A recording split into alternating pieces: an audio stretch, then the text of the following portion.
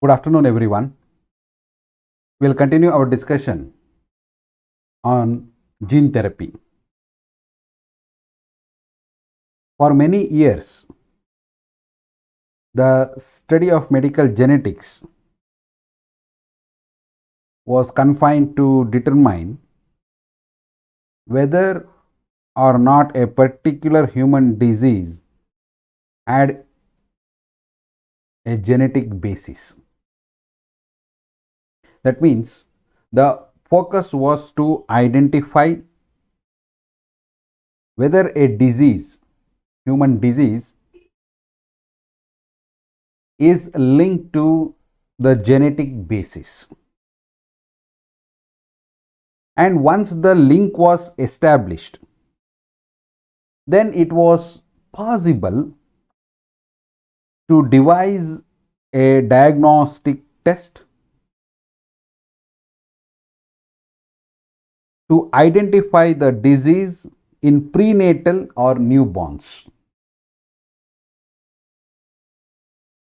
So, if there was a link between a particular human disease and genetic basis, then that made a way to devise a diagnostic test to identify the disease in newborns or prenatally. So, as a result of this type of biochemical analysis, the genetic counseling was possible for families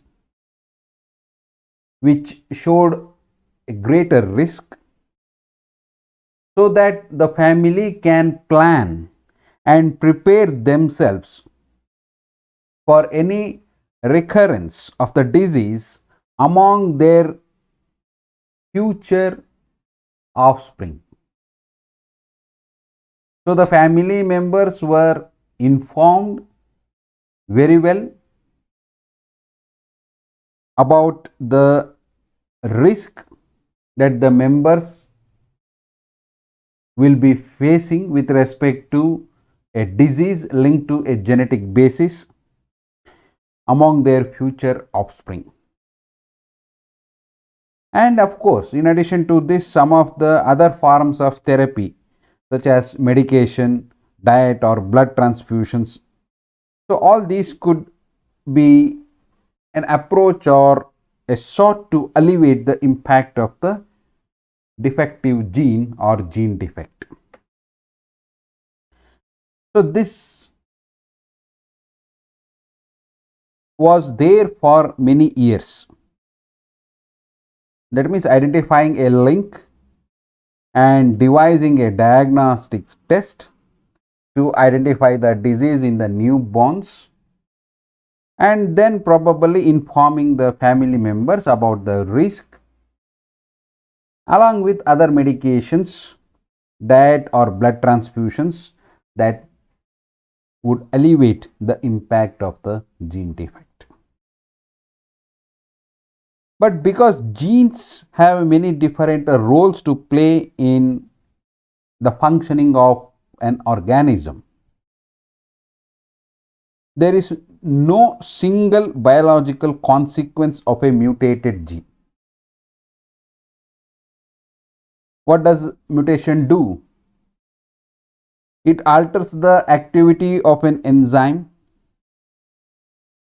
that might cause either an accumulation of a substrate, which could be toxic, or deficiency of a product, which could be a vital for normal cellular process. If a mutated gene codes for a structural protein, then probably a cell, a tissue or an organ might show several architectural abnormalities. So, any defect in a gene that is expressed in one tissue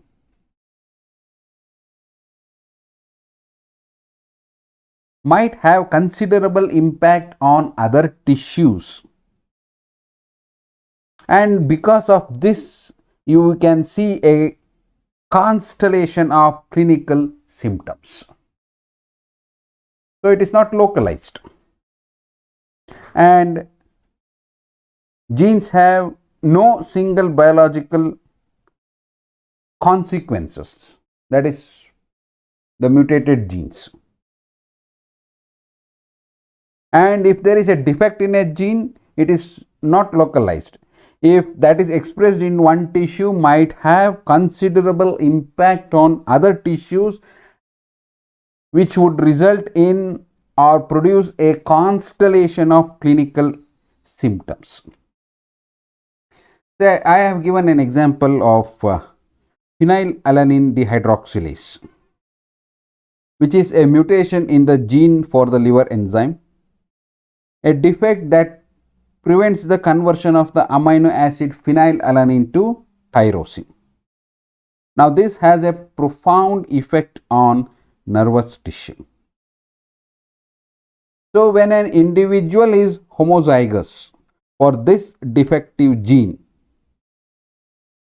then you see either an insignificant amount or no phenylalanine dehydroxylase is produced,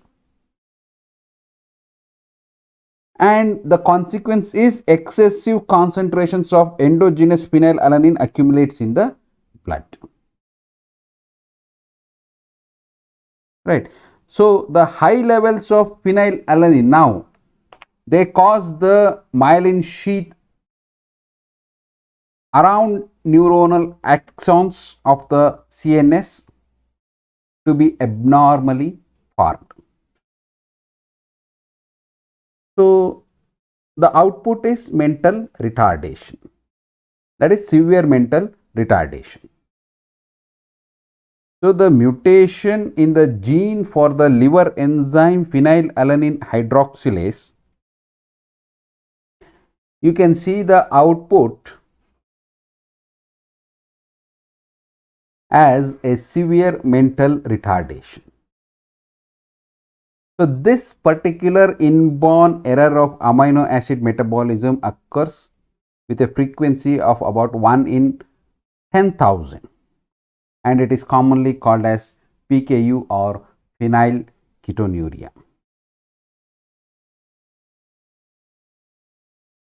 Because each tissue has its own set of expressed genes, so there are mutations that can lead to disorders in every part of the human body, which could include muscles, eyes, liver, bones, kidney, heart, nerves, skin, brain, stomach, intestine, and blood system. So every part of the human body. Right. So in the last session, I showed you some of the gene product and the current, this is the table for the current therapies for 10 single gene human disorders. So the primary goal of human medical genetics is to develop treatments for each one of the large number of different genetic diseases. Of course, now we have several hundreds of therapeutic approaches addressing various gene related human disorders.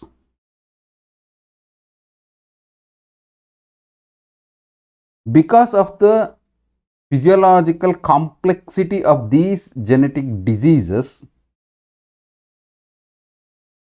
the curative measures have consisted mainly of treating the symptoms by administering drugs or conducting surgery. So the treatment approach is treating the symptoms by administering drugs or conducting surgery because of the physiological complexity of the genetic diseases.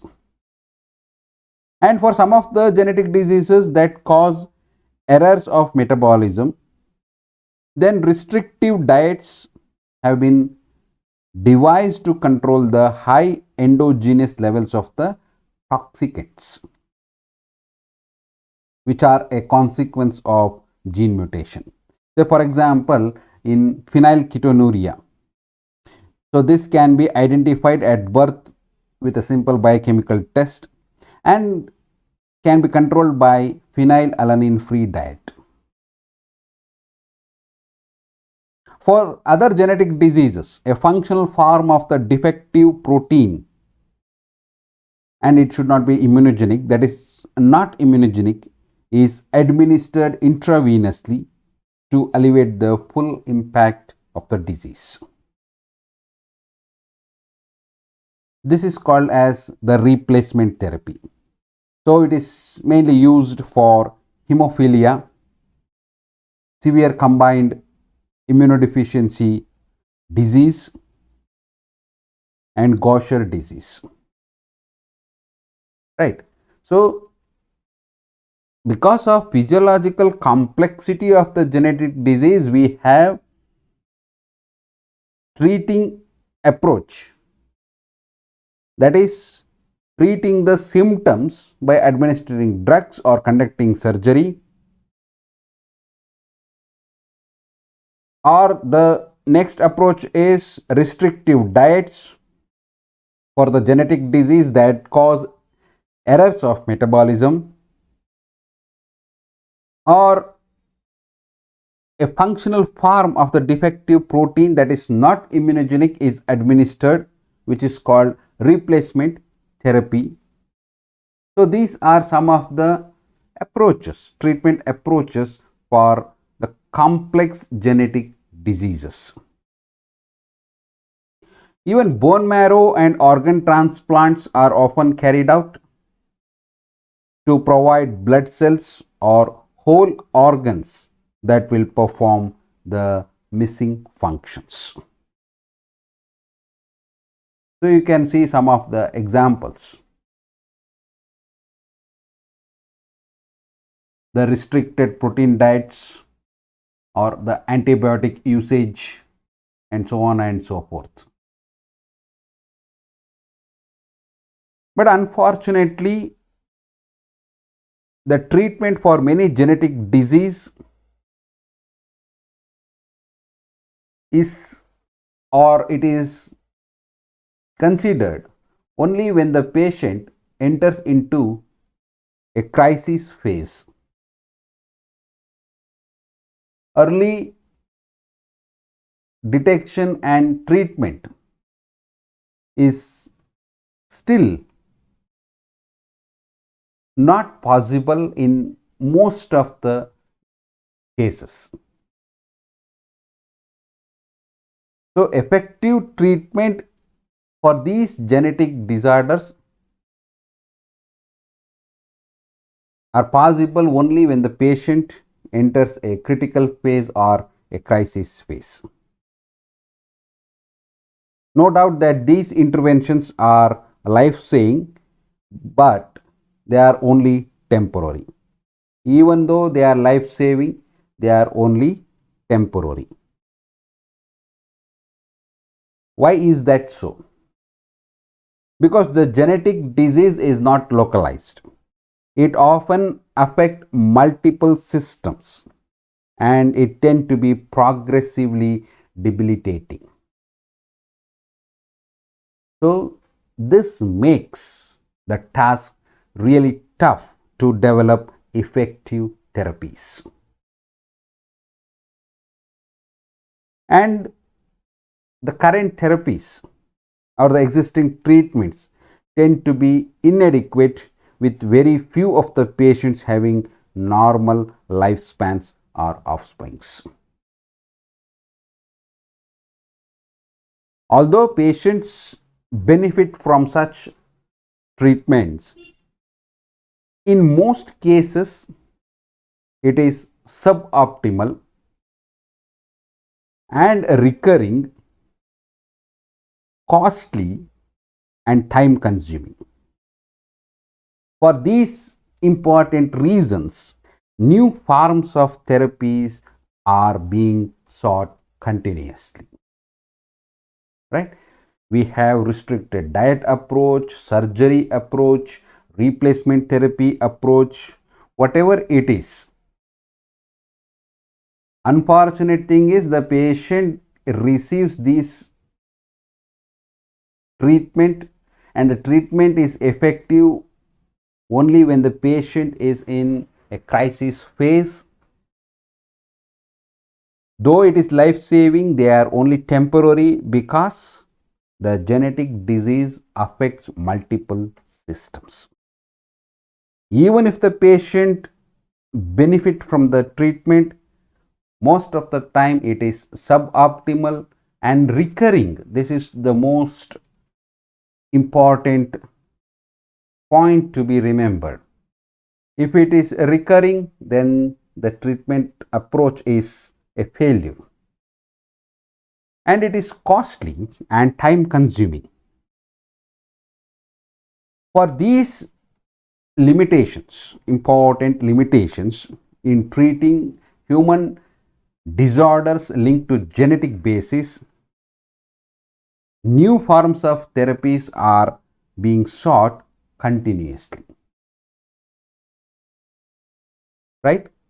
And with the discovery of the molecular basis of DNA transformation in bacteria, where we have learned that a gene from one strain can be transferred to another strain and it can be expressed. So researchers speculated that human genetic diseases might be cured in this way of analogy, right? So introduction of the normal gene into the appropriate somatic cell type, similar to introduction of a bacteria, a gene into a bacteria from one strain to another strain. The analogy was introduction of the normal gene into the appropriate somatic cell type.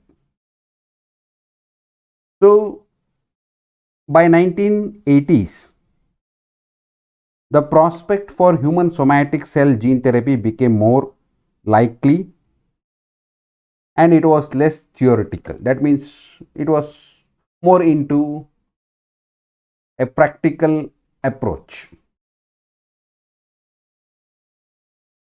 The reason for this is the gene isolation techniques were very well developed, and eukaryotic expression vectors were created, and transgenesis experiments with mice became more routine.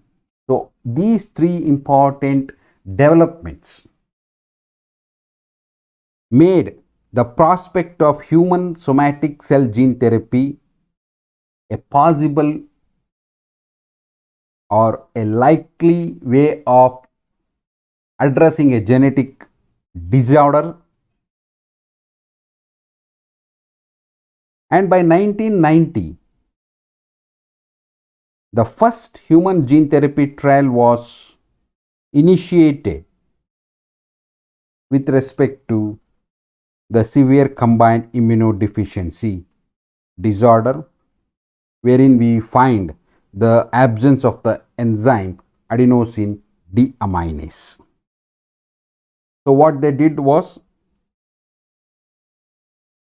a cloned gene for adenosine deaminase was introduced into the lymphocytes that had been removed from the patient, and after culturing the lymphocytes, that synthesized adenosine deaminase were transfused into the patient at regular intervals, and the production of functional adenosine deaminase seems to be have alleviated the severe combined immunodeficiency syndromes. So this was recorded as the first ever human gene therapy trial.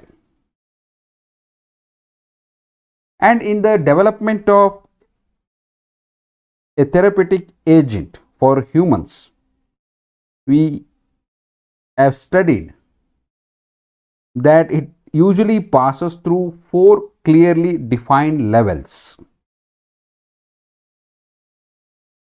before it is sanctioned.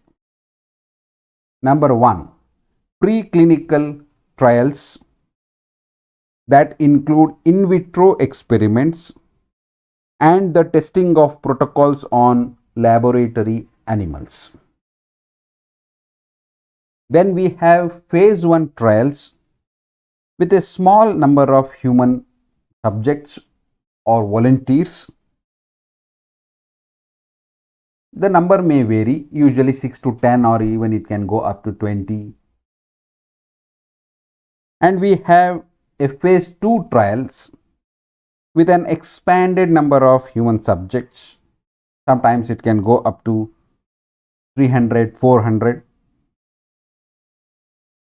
Then we have phase 3 trials that include a large human sample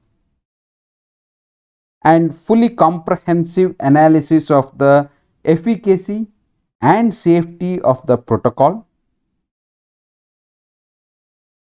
implementing the information gathered from the previous trials. Right. So these are the 4 clearly defined levels of study and testing in the development of a therapeutic agent for humans before it can be sanctioned. That is preclinical trials, phase 1 trials, phase 2 trials, and phase 3 trials. And permission must be sought and granted by various regulatory agencies before preclinical trials and any of the other phases of studies are initiated. If we just concentrate on the clinical trials in India, all clinical trials must publicly documented in the clinical trials registry. Next is various government agencies and laws regulate the clinical trials, and the drug controller grants approval for clinical trials. And finally, these organizations are answerable to the Ministry of Health and Family Welfare. Right. So these are some of the steps that is followed in broader sense with respect to the clinical trials in India. So developing a therapeutic approach for treating genetic diseases requires approvals, grants from various regulatory agencies. And today biotechnology has expanded in a very, very big way, and lot of innovations are happening on daily basis. Earlier it was in terms of the annual progress. Now you find the innovations happening on a day-to-day basis. Genes and cell therapies, they are of particular interest for the reason that the technology is driving the science. You have lot of innovations coming up with respect to the technology.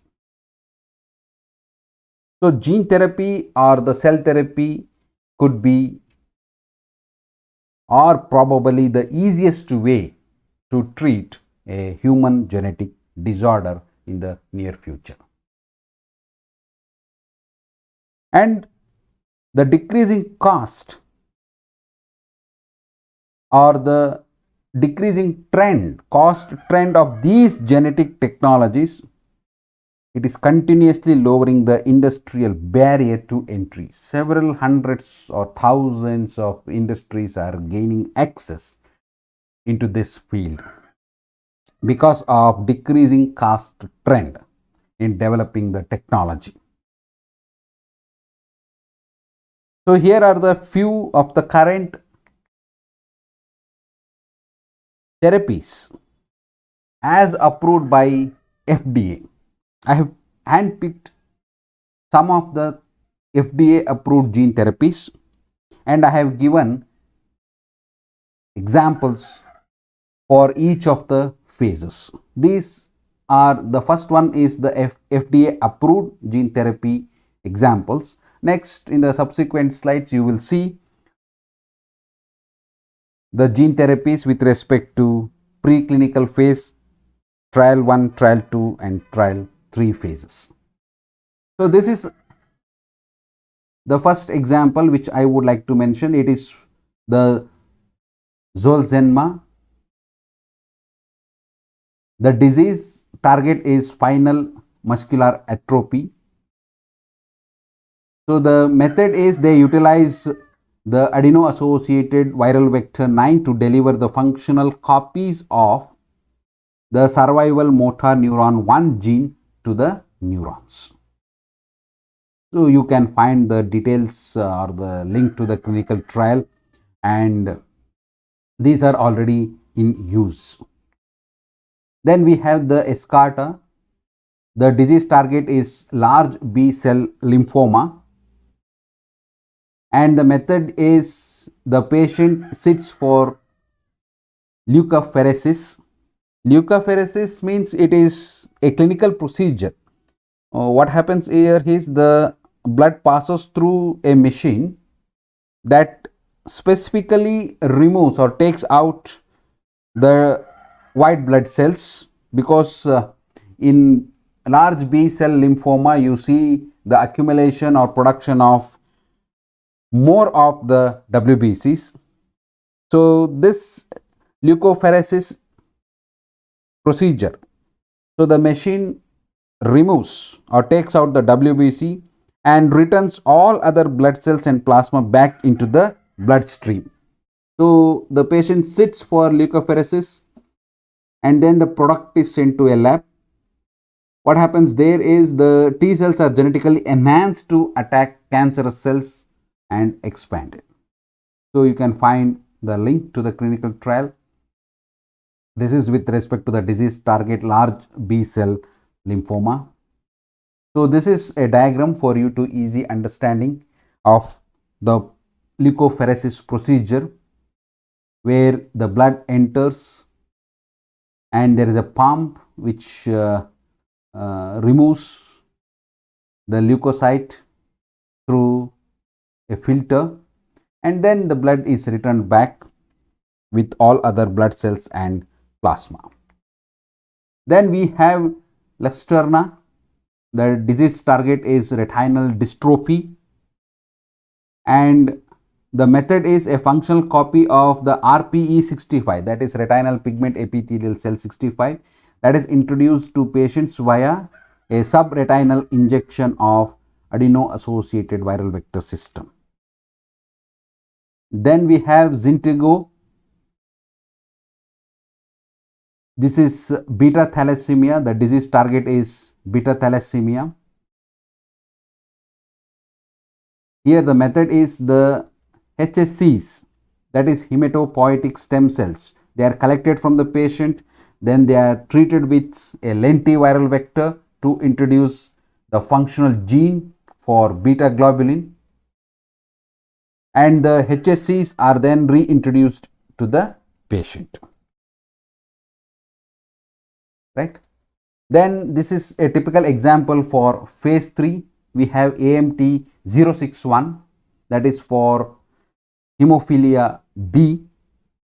The method is the delivery of the factor 9 gene via adeno-associated virus serotype 5 AAV5.